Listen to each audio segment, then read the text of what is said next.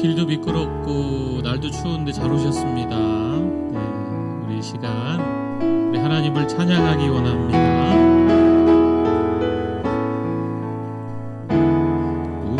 우물가의 여인처럼 난 구했네. 헛된 것들을 그때 주님 하신 말씀 내 세매와 생수를 마셔라.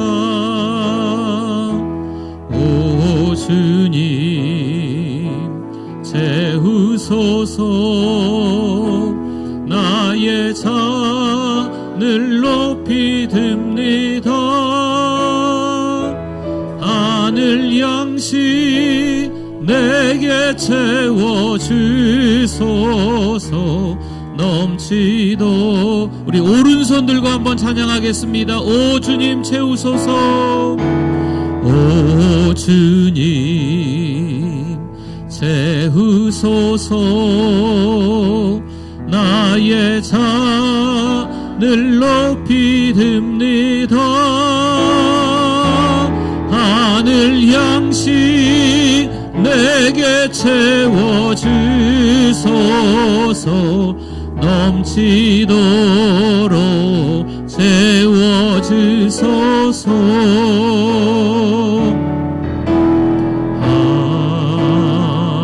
하나님은 우리의 피난처가 되시며 환난 중에 우리의 힘과 도움. 하나님은 우리의 피난처가 되시며 하나님은 우리의 피난처가 되시며 환난 중에 우리의 힘과 도움이시라.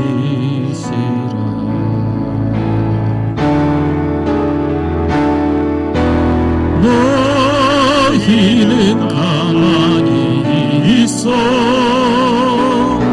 주가 하나님 내 말지어다. 열방과 세계 가운데 주가 높임을 봐. 너희는 가만히 있어. 너희는 가만히 있어. 주가 하나님 내 말지어다.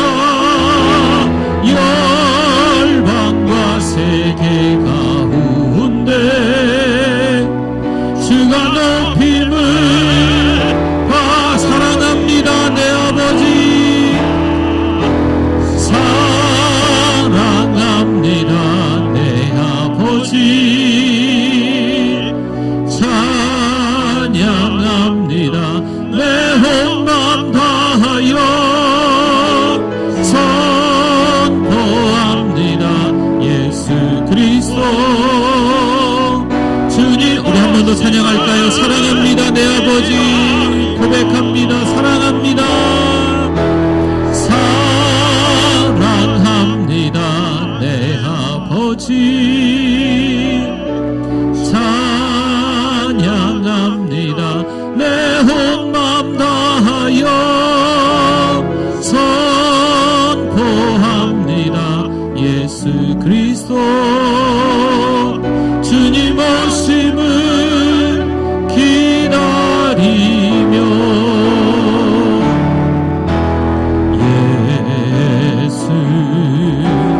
예수 능력의 그 이름 예수 나 외쳐 부르네.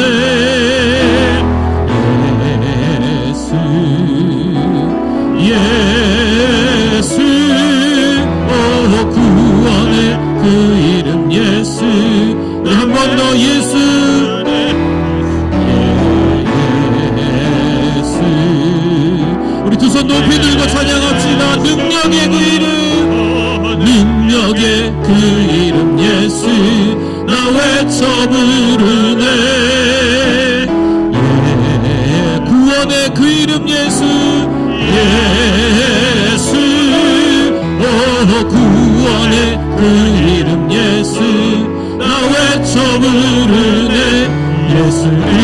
오늘도 할렐루야. 우리 하나님께 영광의 박수를 올려드리겠습니다. 할렐루야. 우리 다 일어나시겠습니다. 주께와 엎드려 예배드립니다. 주 계신 곳엔 기쁨 가득 의혹한 어느 그와도 바꿀 수 없네. 예배드림이 기쁨 됩니다. 사랑하는 자들아, 우리가 서로 사랑하자. 사랑은 하나님께 속한 것이니 사랑하는 자마다 하나님으로부터 나서 하나님을 알고 사랑하지 아니하는 자는 하나님을 알지 못하나니 이는 하나님은 사랑이심이라. 하나님의 사랑이 우리에게 이렇게 나타난 바 되었으니 하나님이 자기의 독생자를 세상에 보내심은 그로 말미암아 우리를 살리려 하심이라. 사랑은 여기 있으니 우리가 하나님을 사랑한 것이 아니요 하나님이 우리를 사랑하사 우리 죄를 속하기 위하여 화목제물로 그 아들을 보내셨음이라. 사랑하는 자들아, 하나님이 이같이 우리를 사랑하셨은즉 우리도 서로 사랑하는 것이 마땅하도다. 어느 때나 하나님을 본 사람이 없으되 만일 우리가 서로 사랑하면 하나님이 우리 안에 거하시고 그의 사랑이 우리 안에 온전히 이루어지느니라. 아멘.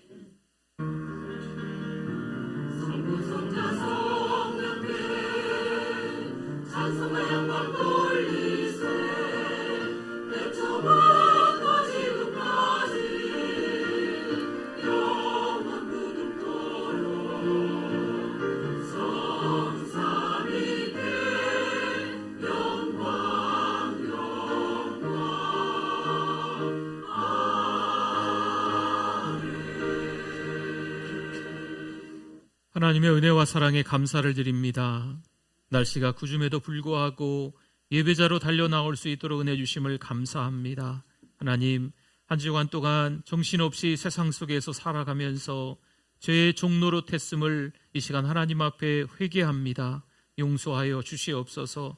때로는 교만한 모습이 우리 가운데 있었음을 회개합니다. 용서하여 주시옵소서. 이 시간 예배 올려드리오니 하나님 홀로 영광받아 주시옵소서. 우리도 예배를 통해서 다시 한번 믿음의 결단을 하는 시간 되게 하여 주실 줄 믿습니다. 예수님의 이름으로 기도드립니다. 아멘.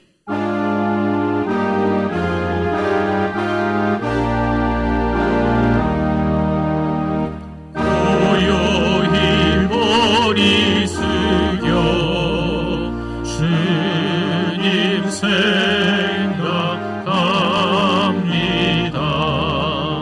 머리도 들 것 없이 고생하신 예수님 쉴 곳을 주시오니 깊이 감사합니다.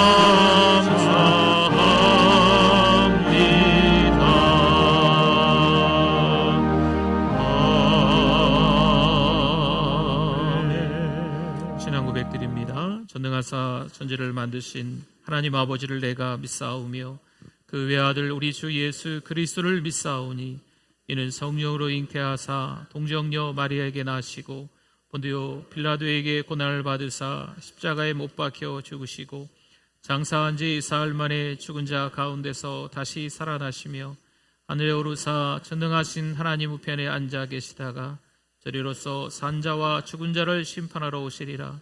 성령을 믿사오며 거룩한 공예와 성도가 서로 교통하는 것과 죄를 사하여 주시는 것과 몸이 다시 사는 것과 영원히 사는 것을 믿사옵나이다. 아멘. 앉으시겠습니다.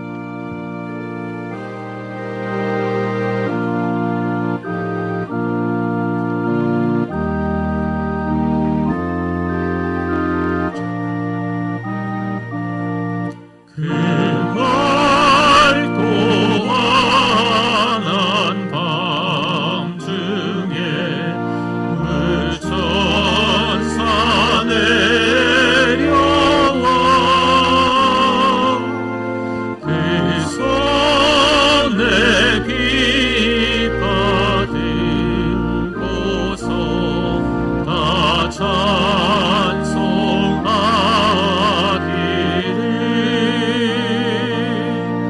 영광의 왕이고 신이 다 평안하여라.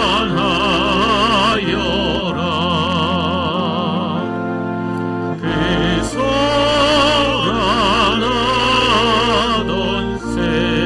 세상이 다 고요하도다.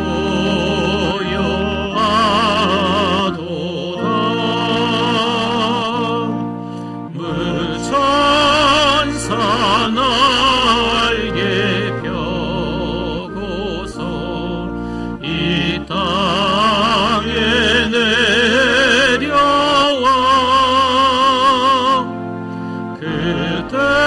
그때에 부를 노래가 또다시 들리니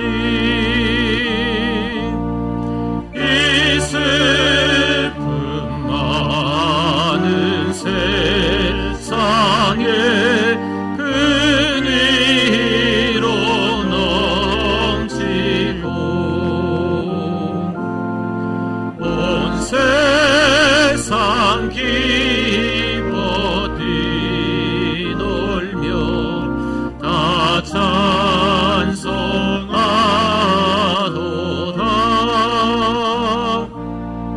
이 괴로움 많은 세상에 짐지고 가는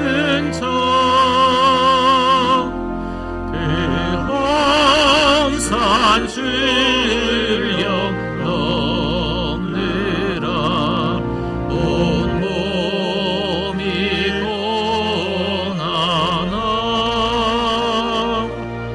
이제 약세상 살 동안 새 소망 가지고 저 천사 기쁜 찬송을 들으며 쉬어라.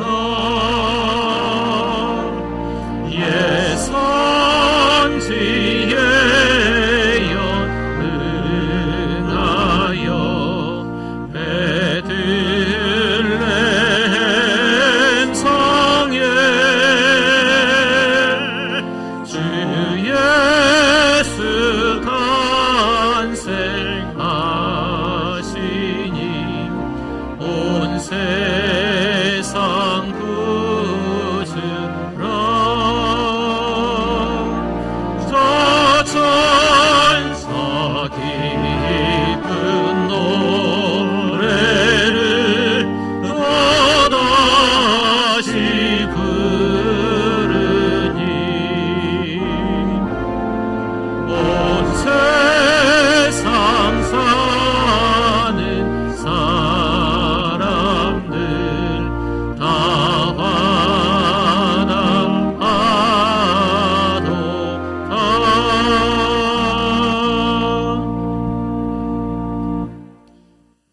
우리와 모든 삶을 주관하시는 하나님 아버지, 한량없는 사랑으로 우리를 부르시고 하나님께 예배하게 하시니 감사와 찬양과 영광을 돌려드립니다.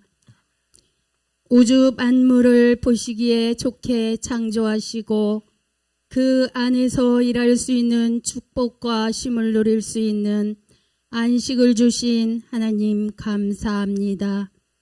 이 시간 예수 그리스도의 자녀로 부름받은 성도들 감사함으로 하나님을 예배하게 하시니 감사합니다. 우리의 예배를 기쁘게 받아 주시옵소서. 변함없는 사랑으로 우리와 동행하시는 하나님 아버지, 그리스도의 은총 안에 있는 저희들 주님과 동행하기를 힘써야 함에도 자기의 소견에 옳은 대로 행하며 하나님을 영화롭게 하지 못한 죄들이 있음을 고백합니다. 주님의 인자하심과 사랑하심으로 저희를 용서하시고 받아주시옵소서. 우리와 언제나 함께 하시는 하나님 아버지, 사랑하는 우리 교회가 은혜 중심, 말씀 중심, 선교 중심의 교회가 되게 하옵소서.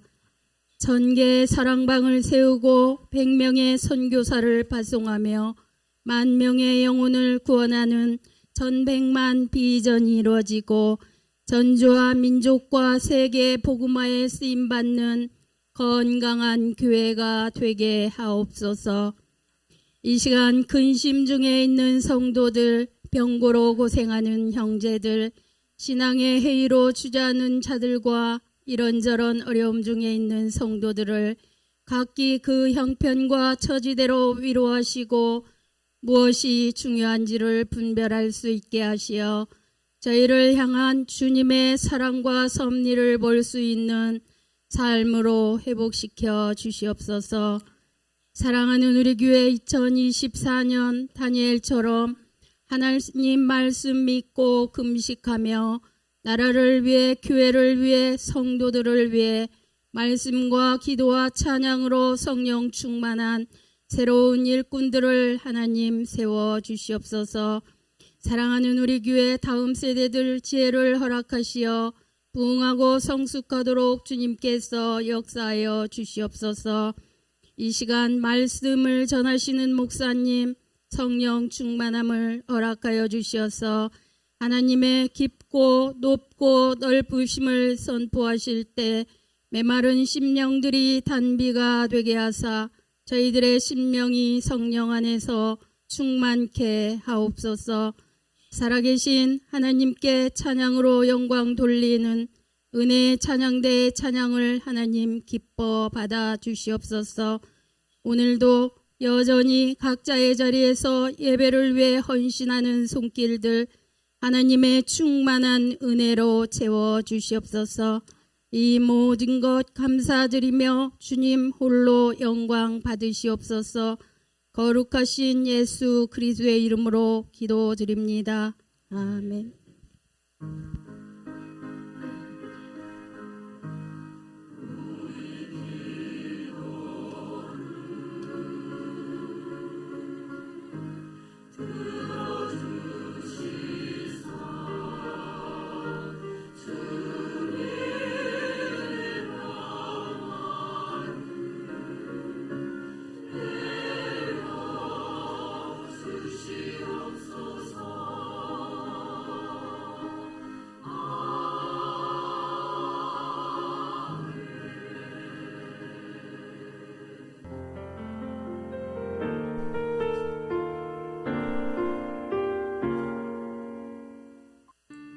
2023년 12월 17일 사랑하는 우리 교회를 찾아주신 새가족 및 방문자 여러분을 진심으로 환영합니다. 우리 교회의 천사는 한 명의 새가족에게 5가지를 3번 하고 있습니다. 성도 여러분, 서로 큰 소리로 격려하고 축복하겠습니다. 세계를 먹여 살리는 리더가 됩시다.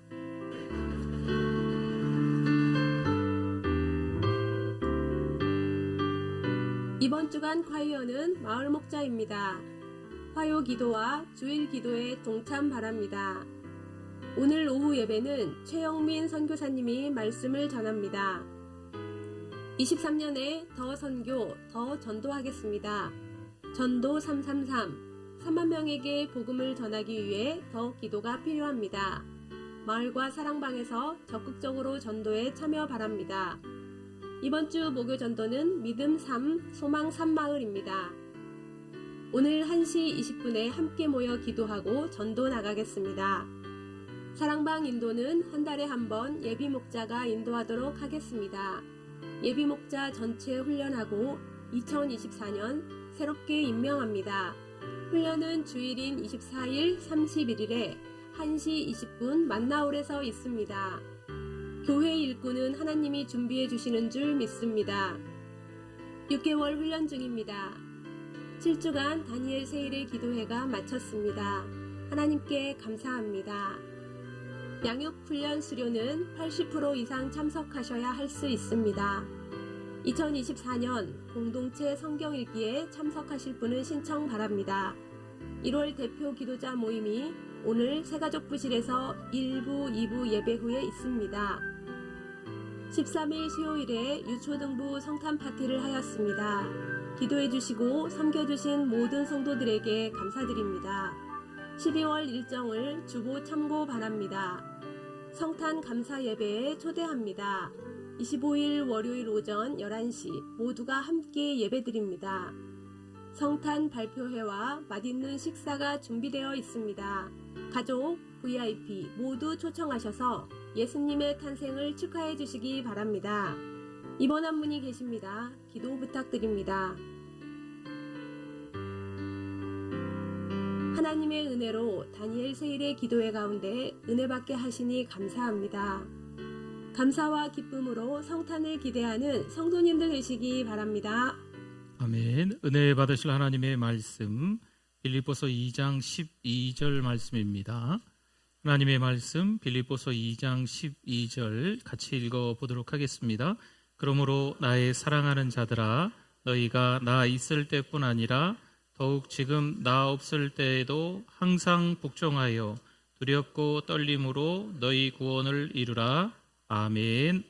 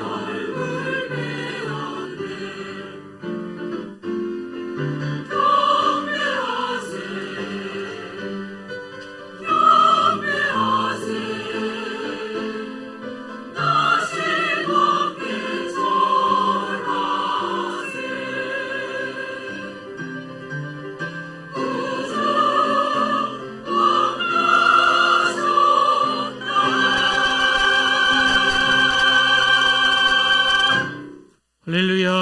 하나님께 영광입니다. 감사합니다. 우리 하나님의 말씀에 대한 우리의 고백, 우리 성경책을 혹은 오른손을 또 가슴에 품고 같이 하겠습니다. 주의 말씀은 내 인생의 빛입니다. 주의 말씀은 내 삶을 변화시킵니다. 주께서 말씀하신 대로 나는 하나님의 사랑받는 자녀입니다. 나는 축복의 통로입니다. 오늘도 주의 말씀에 내 마음의 문을 엽니다. 말씀하여 주옵소서. 듣고 깨닫고 말씀대로 살겠습니다. 아멘. 네, 오늘 잘 나오셨습니다. 오늘 좀 오시기 힘드신 날인데 잘 오셨네요. 우리 옆에 분 앞뒤 분들 보시고 같이 우리 인사하겠습니다. 잘 오셨습니다. 은혜 많이 받으세요. 네, 감사합니다.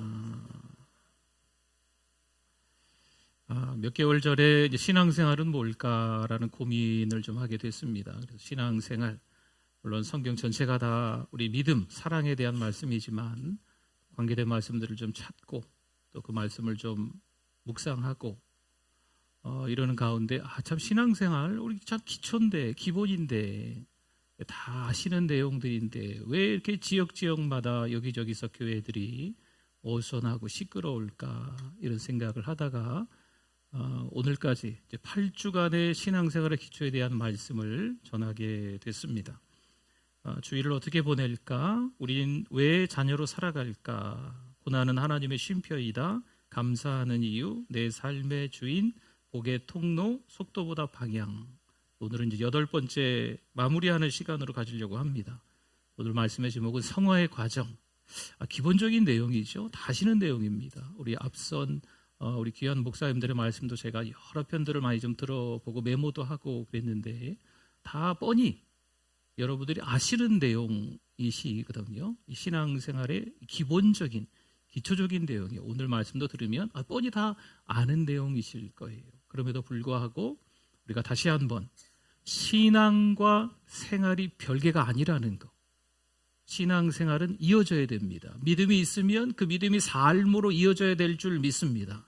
오늘의 이 말씀을 통해서도 우리가 뭔가 믿음을 가지고 있기는 한데 이 믿음을 가지고만 있는 거지요. 믿음을 흘려보낼 수 없는 것, 은혜를 사랑을 받은 그 감격을 흘려보낼 수 없는 것에 한 번 더 우리 자신을 돌아보며 회개하시고 레마의 말씀으로 들으시고 이 말씀을 통해서 다시 한번 도전받는 시간 되실 수 있기를 축복합니다. 교회도 사람이 참 많이 모여 있어 그런지요. 모난 부분이 종종 드러납니다.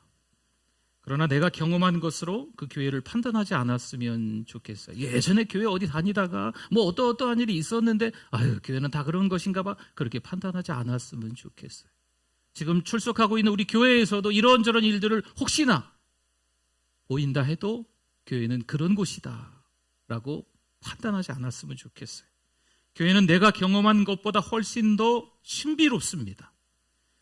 교회는 사람에 의해 만들어진 공동체가 아니라 누가 만드셨을까요?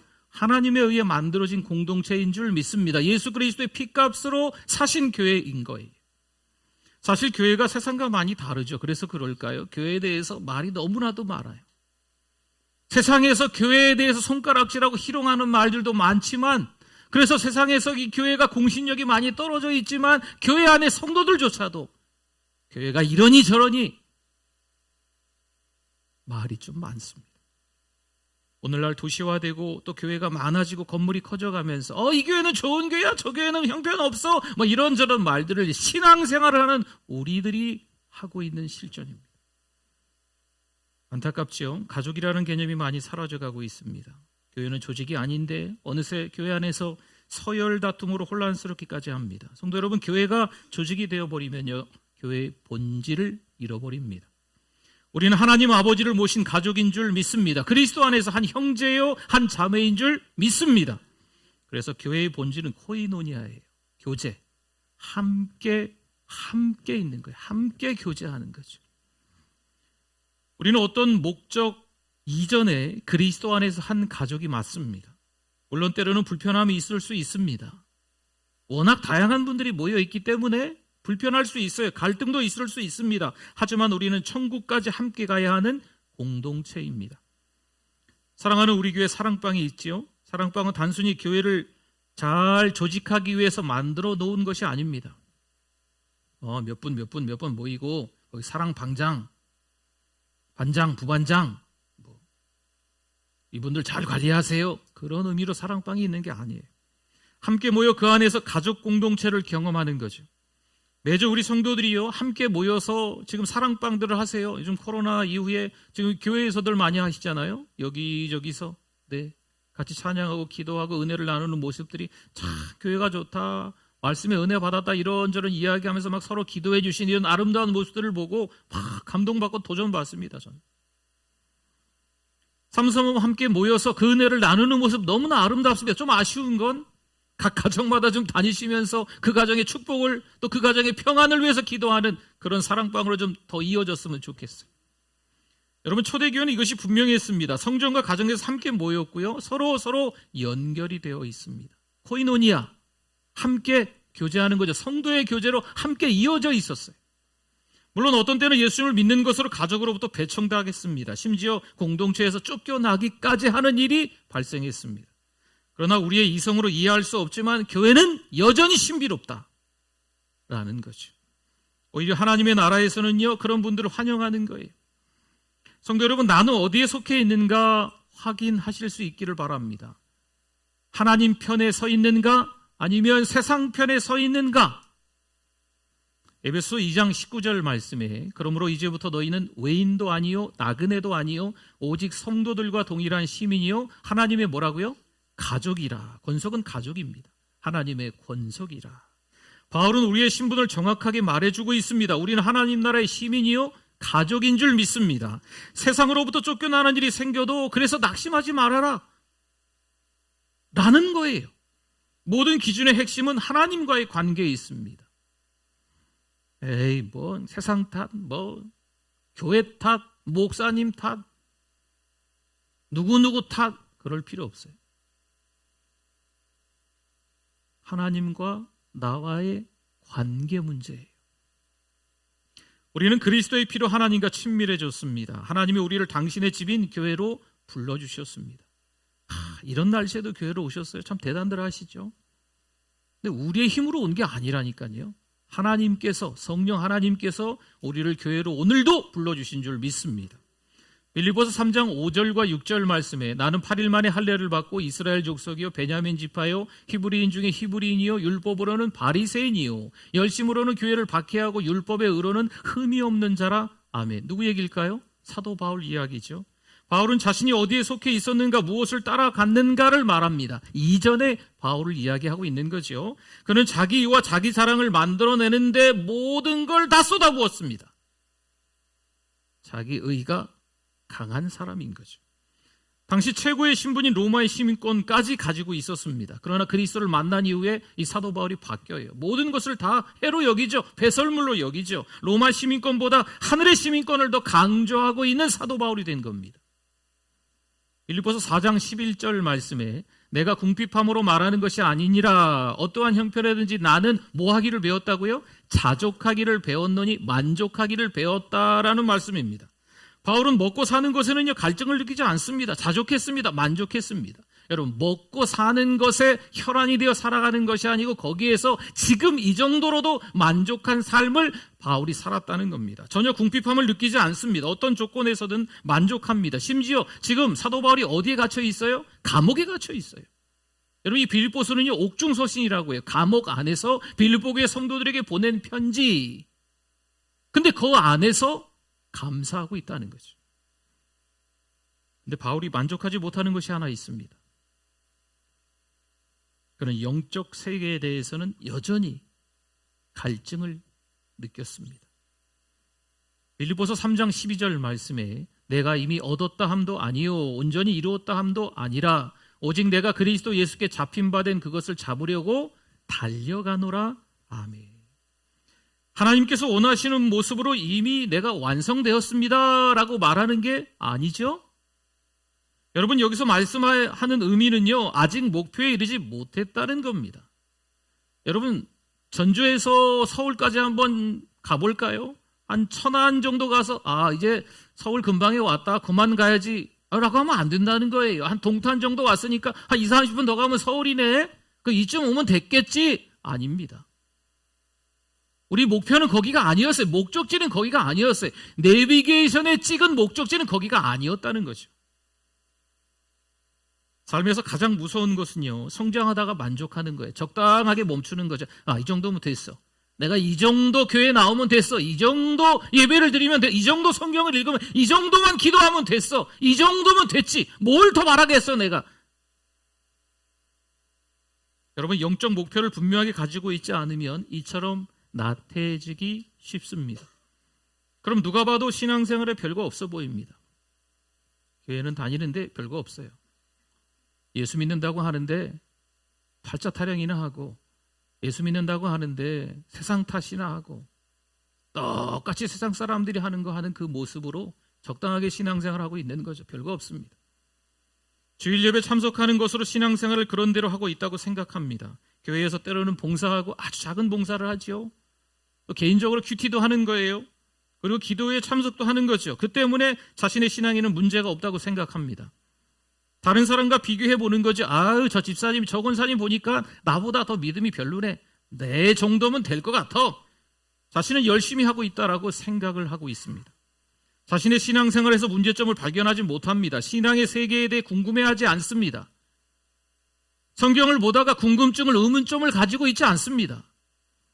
신앙의 갈급함이 사라져버린 거지요. 이런 사람은 신앙생활에 대한 전혀 고민이 없어요. 그러나 건강한 신앙인은 자신의 영적 상태를 종종 점검합니다. 내가 지금도 성장하고 있는가? 지금 내가 목적지로 가다가 멈추어 서 있는 것은 아닌가? 때로는 위기의식까지 느껴요. 정신 차려야 되겠는데.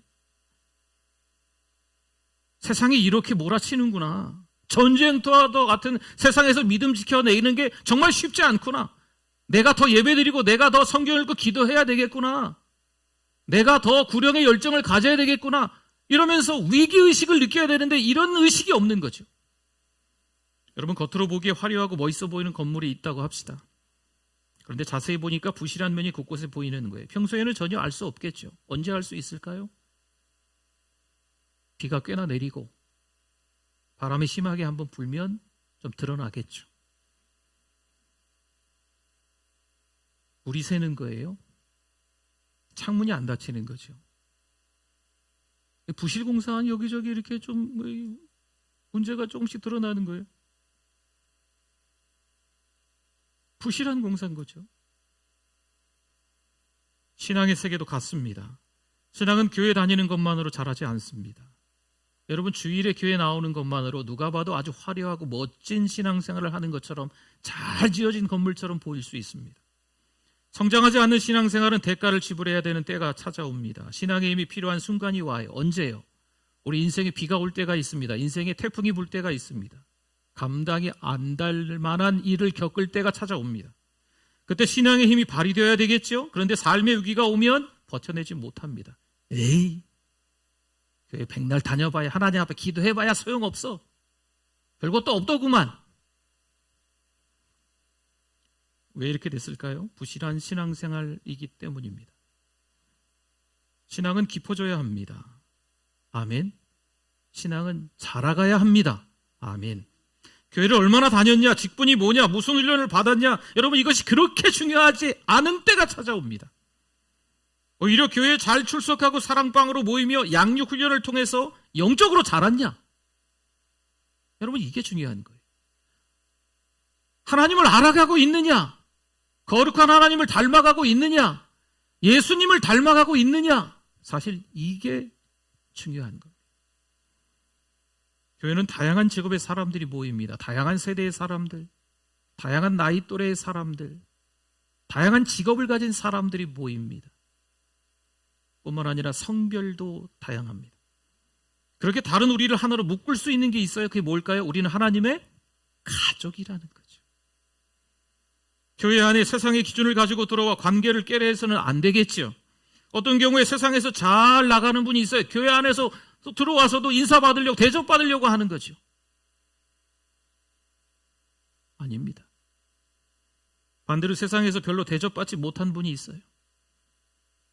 교회에 들어와서 어쩌어쩌해서 신앙생활 하다 보니까 어떤 직분이 생긴 거죠. 그러면은 대접을 받으려고 그래요. 인사를 받으려고 그래요. 이것도 아니죠. 우리를 하나로 연결할 수 있는 기준은 오직 예수 그리스도이신 줄 믿습니다. 교회는 세상에서 유일하고 독특한 공동체입니다. 그리스도인으로 나를 드러내는 거죠. 여러분, 그리스도인이라는 뜻이 뭘까요? 그리스도에게 속한 사람이라는 뜻입니다. 우리는 그리스도에게 속한 사람이라는 의미를 다시 풀어보면 우리는 예수 그리스도를 닮아가는 사람이라는 의미입니다. 그럼 그리스도인으로 우리를 드러낸다고 하는 것은요, 예수님을 닮아가는 사람으로 살아가야 된다는 거죠. 성경에 예수님이 어떻게 살아갔는지를 보시고 주의 깊게 잘 살펴보시고 예수님처럼 살아가려고 몸부림쳐야 된다는 거예요. 이게 그리스도인으로 우리의 삶을 드러낸다는 의미입니다. 어떠한 일이 있어도 그 정체성은 흔들리지 않아야 됩니다. 어떤 대가를 치른다 해도 붙들어야 하는 것이 바로 그것입니다. 여러분, 왜 신앙이 흔들립니까? 왜 유치한 것에 걸려 넘어질까요? 또 걸려 넘어질까요? 왜 또 걸려 넘어질까요? 왜 똑같은 것에 반복해서 그렇게 상처를 받고 섭섭한 마음이 들까요? 자신이 믿고 따르는 그리스도가 누구인지 잘 모르기 때문입니다. 그러니까 사람 보지요. 그러니까 상황 보지요. 그러니까 박수 받지 못하는 것에 대한 서운함이 막 밀려오는 거죠. 그리스도를 바로 알지 못하기 때문에. 사실 그리스도는 비밀입니다. 신앙의 세계에서 가장 높은 곳에 오르는 것과도 같습니다. 바울은 바로 그 그리스도를 알기를 갈망했습니다. 성도 여러분, 도대체 이스라엘 백성들이 타락한 이유가 뭘까요? 왜 이스라엘 백성들이 그 모양 그 꼴이 됐을까요? 여러분, 구약 성경을 잘 들여다보시면 참 많은 선지자의 이름들이 거론돼요. 근데 한결같이 그 선지자들이 똑같은 얘기를 해요. 돌아와라. 이스라엘 백성들에게 하는 이야기예요. 타락한 이스라엘 백성들에게 방황하는 이스라엘 백성들에게 방종하는 그들에게 하는 이야기, 돌아와라. 왜 그들이 타락하게 됐을까요? 왜 그들이 방황하고 있을까요? 딱 하나입니다. 여호와를 아는 지식이 없었기 때문입니다. 하나님에 대해 무지했기 때문입니다. 왜 성도들이 교회에서 열심히 섬기다가 어떤 리더 직분자가 되고 난 이후에 이상하죠. 몇 년 지나면 대략 한 2년, 3년으로 이야기들을 합니다. 그 정도 지나면 갑자기 막 어깨에 힘이 들어가고 자기 마음대로 교회를 좌지우지하려고 하는 마음이 생기는 거죠. 교회 안에 몇몇의 리더들이 모여서 교회를 엉망으로 쑥대밭으로 만들어버립니다. 참 기가 막히죠. 왜일까요? 이유가 뭘까요? 반복적으로 예배라는 걸 드린 것 같아도요, 신앙생활을 하면서 성장하는 것처럼 보여도 그러지 않았던 거죠. 도대체 이유가 뭘까요? 하나님에 대해서 제대로 알지 못하고 연차만 드러나는 거예요. 하나님에 대해서 제대로 알지 못하고 교회에서 직분자가 된 거죠. 빌립보서 3장 14절 말씀에 푯대를 향하여 그리스도 예수 안에서 하나님이 위에서 부르신 부름에 상을 위하여 달려가노라. 아멘. 바울은 푯대를 향하여 하나님이 위에서 부르신 부름의 상을 위하여 달려간다 말했습니다.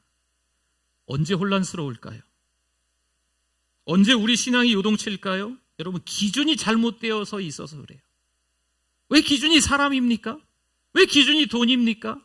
왜 기준이 자기 의고, 기준이 자기 경험이고 자기 실력입니까? 그러니 교회가 정신없어지죠. 부족한 목사가, 전주에서 목회하는 목사가 이런 얘기해서 좀 그렇지만 여러분, 한국교회가 지금 어우선해요. 지역마다 어느 정도 성도들이 모이면 그 교회 안에 막 시끄러운 일들이 발생하는 거예요.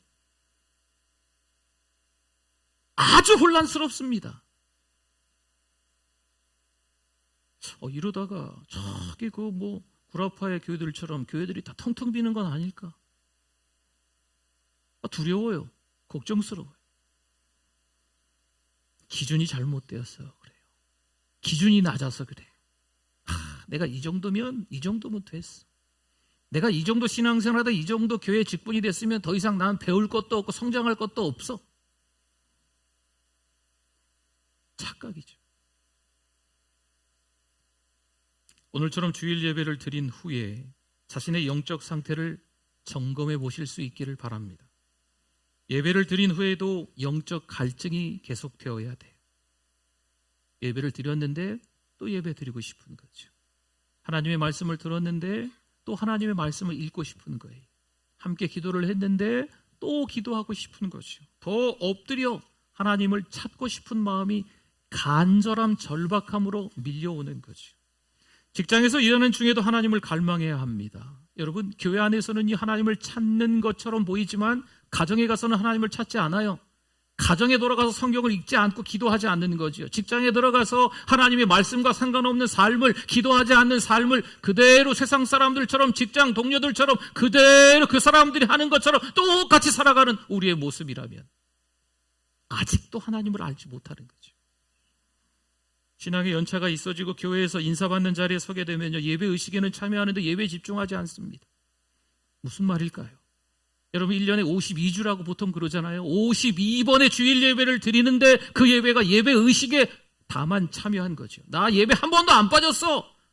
예배 의식에 참여하는 거예요. 예배에 참여하는 것은요, 그 예배를 드리면서 은혜 받는 거예요. 찬송하며 기도하며 말씀 들으며 그 갈급한 심령을 통해서 오늘 이 예배가 레마의 말씀으로 들려지고 오늘 예배가 하나님의 온전히 들려지면서 내가 한 주간 동안 믿음을 어떻게 살아가야 될까 다짐하고 결단하는 시간이 되는 게 예배인 겁니다. 그 예배가 아니면 예배 의식에 참여하는 거예요. 1년 52번의 예배 의식에 참여하고 10년 동안 신앙생활을 했으면 520번의 예배 의식에 그냥 단순히 참여하는 거죠. 그렇게 참여하다가 연차가 지나가니까 교회에서 어떤 직분을 얻게 되고 리더가 되는 거예요. 그러면 어떻게 될까요? 기준이 없는 사람이기 때문에, 하나님에 대해서 무지한 사람이기 때문에 자기 욕심이 드러나는 거예요. 섭섭함이 생기는 거죠. 두고 봐라. 조금만 더 애가 교회 더 높은 자리에 올라가면 목사님 가만히 두지 않겠어. 이런 어처구니 없는 일들이 일어나고 있는 현실입니다. 성도 여러분, 연말입니다. 자신은 한 해 동안 열심히 했는데 사람들이 박수 쳐주지 않습니다. 열심히 했는데 알아주는 사람이 없네. 목사님도 알아주지 않네.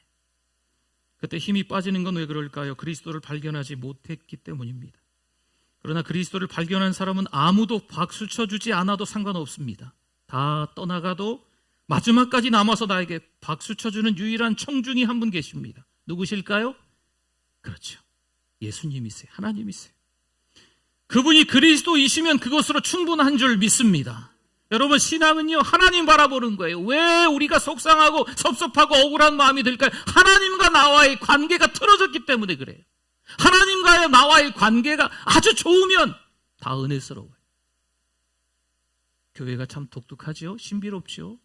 세상에서는 아니거든요. 세상에는 월급을 좀 더 올려줘야 좋거든요. 세상에서는 내가 밥 사는 것보다 다른 사람이 밥 사는 게 내 돈이 굳으니까 그게 좋거든요. 세상에서는 아주 좋은데 놀러 가야 그게 좋거든요. 아주 기분 좋게 그냥 휴가를 보내야 좋거든요. 그러나 교회는 신비롭습니다. 독특하죠. 하나님과의 관계만 바로 서면 다 좋아 보이는 거예요. 빌립보서 2장 12절 말씀 오늘 본문으로 읽었었는데요. 그러므로 나의 사랑하는 자들아, 너희가 나 있을 때뿐 아니라 더욱 지금 나 없을 때에도 항상 복종하여 두렵고 떨림으로 너희 뭘 이루라? 구원을 이루라. 아멘. 여러분, 구원은 단회적인 겁니다. 나 예수님 믿습니다. 그럼 구원 받는 거예요. 즉시 하나님의 자녀가 되는 겁니다. 그럼 구원을 이루라는 말씀은 무슨 뜻이냐면 신앙생활 똑바로 잘해야 구원받을 거야, 이런 말씀이 아니에요. 이 말씀은 구원을 이루라는 것은 성장하라는 의미. 멈춰서 있지 말아라. 아직 목적지에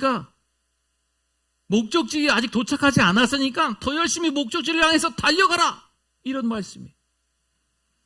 더 높은 고지를 향해서 나아가라 라는 거죠.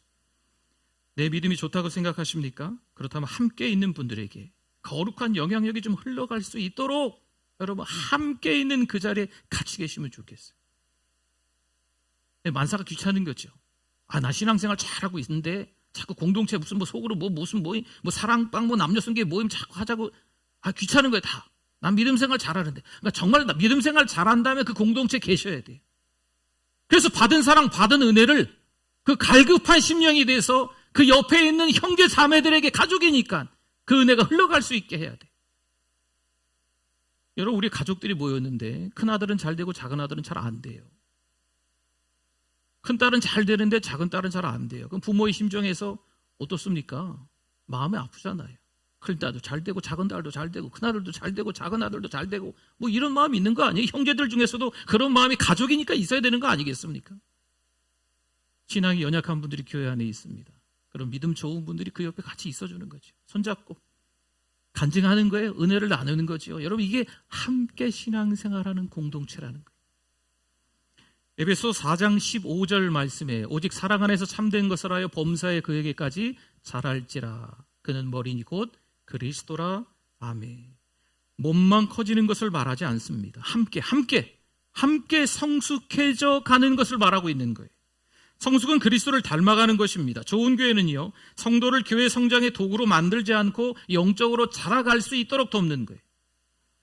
신앙생활 조금 하니까 자꾸 뭐 해라 자꾸 교회에서 저 같은 목사들이 회개해야 돼. 이제 교회 좀 왔는데 저분 뭐 하면 좀 잘하겠네, 자꾸 뭘 시키는 거죠. 아니에요. 은혜 받는 일이 더 중요한 거예요. 신앙이 성장하는 게 더 중요한 거예요. 영적으로 성장하지 않은 사람은 봉사하다가 시험에 듭니다. 봉사하다가 상처받기도 하고 문제를 일으키기도 합니다.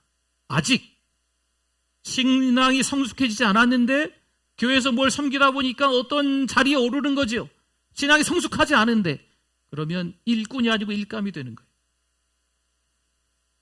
신앙이 미성숙한 상태로는 아무리 잘하고 싶어도 열매를 맺을 수 없습니다. 먼저 영적으로 자라가야 합니다. 영적으로 자라가는 우리 성도님들 다 되실 수 있기를 축원합니다. 어떻게 자라갈까요? 성도들은 서로 연결되어 자라가게 되어 있어요. 연결될 때 생명력을 얻습니다. 그런데 자기 기분 나쁘다고 교회 활동을 아무것도 하지 않는 거죠. 또는 자기 신앙이 좋다고 홀로 신앙생활 잘한다고 나 혼자만의 길을 걷겠다, 나 혼자만 신앙생활 잘하면 되겠다 생각하는 거죠. 성도 여러분, 신앙은 결코 홀로 자라지 않습니다. 그리스도의 몸 안에 있어야 자랍니다. 우리는 모두 그리스도 안에 속해 있습니다. 신앙생활은 함께 해야 합니다. 함께 하는 것이 때로는 거북하고 불편할 수 있겠지만 그럼에도 함께 해야 될 줄 믿습니다. 이번 2023년 하반기 양육훈련이 이제 끝나갑니다. 끝났죠? 네. 이번에 수료하신 분들을 명단을 보니까 교회에서 정말 내놓으라고 열심히 막 섬기시는 분들은 거의 안 보여요. 왜 그렇죠? 수료하신 분들도 많지는 않습니다. 2024년 상반기 양육훈련에는 더 많은 분들이 참여하셨으면 좋겠어요. 나 더 이상 배울 거 없어. 착각하면 안 돼요. 이 직분에 내가 뭐 하리, 이 나이에 내가 뭐 하리. 여러분, 잘못 생각하는 거예요. 계속 자라가야 됩니다. 주님 오시는 그날까지 우리의 믿음이 구원을 이루라는 것은요, 계속 자라가라는 거예요. 달려가노라라고 하는 사도 바울의 고백은요, 끊임없이 그 목적지를 향해서 달려가는 거죠. 전주에서 서울까지 가야만 하는데 동탄까지 갔다고 서울 간 거예요? 서울 근교까지 갔으니까 다 간 겁니까? 아니라니까요. 목적지까지 가야죠. 주님이 부르시는 그날까지 우리의 사명을 다하는 날까지 달려가는 거예요. 할렐루야! 또한 그리스도의 몸을 깊이 경험하려면 여러분, 사랑방에 참여하셔야 됩니다. 사랑방 안에 들어가야 서로 연결되어 자라갑니다. 서로 얼굴 마주보고 앉아서 하나님이 어떤 분이신가 고백해야만 합니다. 그래서 이 소그룹 사랑방이라는 게 너무너무 중요해요. 대그룹 예배에서 은혜 받은 거 어디다가 은혜를 나누겠어요? 우리의 삶이 은혜 나누는 게 훈련이 잘 되어 있으면 사랑방 안 하셔도 돼요. 근데 이게 훈련 받아야 되는 거거든요. 내가 받은 은혜, 대그룹 예배에서 받은 은혜를 입을 열어서 그 은혜를 말하는, 간증하는 시간을 가져야 돼요. 혹시 부부가 가능하십니까? 주일 예배 드리고 난 이후에 집에 가서 당신 오늘 예배 드리다가 어떤 데 은혜 받았어? 찬양은 어땠어? 하나님께 뭐라고 기도했어? 말씀이 레마의 말씀으로 들렸어? 어떤 부분에 들렸어? 이런 얘기하시는 부부 손 들어보세요 라고 하면 손 드실 수 있겠어요? 여러분, 그런 은혜를 나누는 훈련들이 부부가 또 사랑방에서 성도와 성도들이 있어야 돼. 그래야 성장하는 거죠. 남녀 선교회 모임에도 참석해서 함께 은혜를 나누시면 좋겠어요. 우리 남성교회 모입시다. 몇 명, 겨우 손가락 꼽을 정도로 몇 명, 아니 많은데 어디 가셨어요? 다 어디로 갔었어요? 여성교회 모임 한다고 몇 명 뭘 하려고 하는데 할 수가 없는 거죠.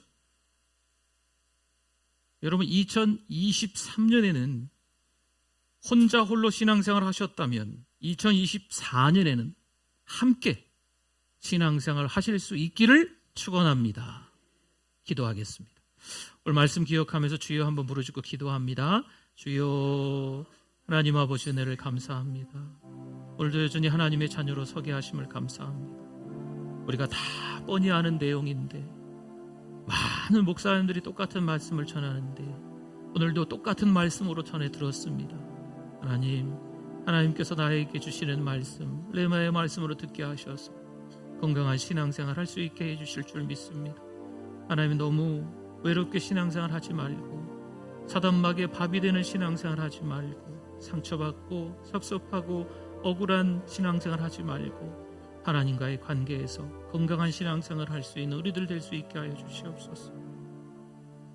하나님 아버지 은혜를 감사합니다. 오늘도 목마른 심령으로 찾아와서 하나님께 예배를 올려드리고 또 하나님이 하시는 말씀을 목사님을 통해서 듣게 되었습니다. 레마의 말씀으로 들리게 하시니 감사합니다. 말씀을 듣고 회개합니다. 말씀을 듣고 결단합니다. 주님만을 위해서 살아가는 함께 신앙생활하는 우리 모두 되게 하여 주시옵소서. 예수님의 이름으로 기도드립니다. 아멘. 우리 오른손을 들고 찬양합니다. 주는 나의 큰 능력, 주는 나의 큰 소망, 내가 항상 주님만을 섬기겠습니다. 주님만을 섬기리. 아멘. 우리 정성껏 준비한 예물 드립니다.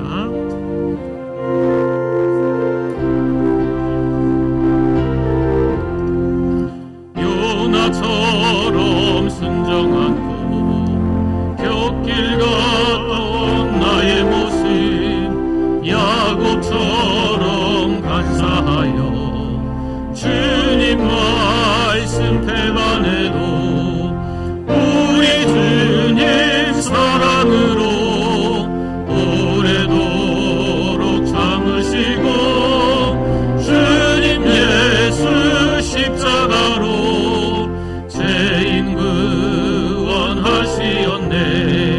삼손처럼 실패하고 눈물로서 보낸 세월, 주님 제자 시몬처럼 우리 주를 배반해도 주님 예수 사랑으로 따스하게 품으시고 주님 예수 은총으로 못난 것을 부르셨네. 바울처럼 주님 위에 모든 것을 버리고서 거저 주신 은총으로 죽음에서 살았으니 남은 생에 주의 영광 말씀으로 승리하여 성령님의 인도 따라. 우리 3절 한 번 더 합니다. 바울처럼 주님 위에, 바울처럼 주님 위에 모든 것을 버리고서 거저 주신 은총으로 죽음에. 다 일어나시겠습니다.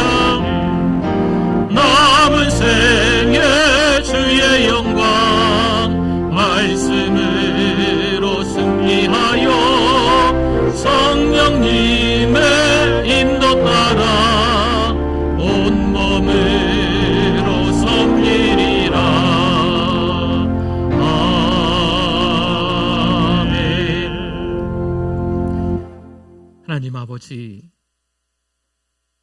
신앙으로 살아간다는 것이 만만치 않음을 8주 동안 다시 한번 깨닫습니다. 이 정도 믿음이면 됐다 생각했는데 삶 속에서 여전히 혈기가, 삶 속에서 여전히 죄의 종노릇하는 모습이 남아있음을 고백합니다. 하나님, 다시 한번 신앙생활의 기초 떠올리며 말씀을 되뇌이며 또 듣고 또 들으며 하나님께서 원하시는 삶의 모습으로 성장해 나갈 수 있는 우리들 되게 하여 주시옵소서. 이 시간에 하나님의 주권을 인정하며 우리의 시간, 몸, 마음, 물질을 하나님 앞에 올려드립니다. 하나님 앞에 드리면서 나의 삶을 책임져 주실 줄 믿습니다. 하나님, 몸이 불편하신 분들이 있습니다. 병상에 오래 계신 분들, 이래저래 상한 심령으로 하나님 앞에 간절히 기도하시는 분들, 수술하시고 결과를 또 검사하시고 결과를 기다리시는 분들도 있습니다. 이런저런 결과가 나왔는데 속상한 분들도 계십니다. 하나님 모두 기억하여 주시고 하나님이 회복시켜 주실 줄 믿습니다. 가족들의 마음도 평안함을 허락하여 주시옵소서. 여러 가지 상황과 환경으로 인해서 우리의 믿음이 바닥으로 추락하고 있습니다. 하나님 다시 한번 힘을 내서 함께 힘을 내서 신앙의 성숙한 하나님의 자녀들 될 수 있게 하여 주시옵소서. 신앙의 세계에 관심을 갖고 몸부림치며 은혜의 현장에 거할 수 있는, 함께 신앙생활할 수 있는 우리 모든 성도들 되게 해주실 줄 믿습니다. 정말 정신없는 교회들이 너무나도 많아졌습니다. 네가 잘했니? 네가 잘했니? 네가 못했니? 네가 못했니? 하면서 아웅다웅하는 모습들의 교회들이 너무 많아졌습니다. 하나님 아버지, 사랑하는 우리 교회는 건강한 교회인 줄 믿습니다. 서로 겸손과 온유로 섬기며 절제하면서 하나님과의 관계가 회복되는 공동체 되게 하여 주시옵소서. 자기가 강해서 자기 욕심으로 자기 실력으로 떠들어대는 것이 아니고 그리스도에 속한 사람으로 하나님을 바라보며 살아갈 수 있는 성숙한 믿음의 사람들, 우리 성도들 다 되어질 수 있도록 도와주시옵소서. 그래서 전주에서 본이 되고 이민족에서 본이 되고 전주와 민족과 세계 복음화를 위해서 앞장서가는 교회 될 수 있도록 은혜를 도하여 주시옵소서. 하나님 아버지, 준비된 하나님의 일꾼들을 통해서 사랑하는 자녀들이 돌아오게 하여 주시옵소서. 애타게 기다리는 아버지가 있었기에 탕자가 돌아온 것처럼 우리도 기다리고 있습니다. 우리 초등부, 중고등부, 청년부가 돌아오게 하여 주시옵소서. 신앙이 회복되게 하여 주시옵소서. 멀리 떠났던 성도들이 돌아오게 하여 주시옵소서. 성탄절 감사 예배 다 같이 우리의 가족과 VIP와 또 떠나갔던 방황했던 성도들이 돌아와서 예배드리게 하여 주시옵소서. 하나님이 우리 얼마나 많이 사랑하시는데 그 사랑을 잊은 채 살아갔음을 하나님 앞에 회개합니다. 다니엘서의 7주간의 기도회를 통해서 다시 한번 깨닫고 남은 2023년 더 마무리하며 회개하며 2024년에는 성실한 그리스도인으로 살아갈 수 있도록, 하나님이 기뻐하시는 그리스도인으로 살아갈 수 있도록 도와주시옵소서. 하나님 감사합니다. 모든 것이 하나님의 은혜인 줄 믿습니다. 예수님의 이름으로 기도드립니다. 아멘. 지금은 우리 주 예수 그리스도의 은혜와 하나님 아버지의 그 크신 사랑하심과 성령님의 위로교통 충만하심이 믿음으로 살아가는 하나님의 백성들 위해 영원토록 함께 있을지어다. 아멘.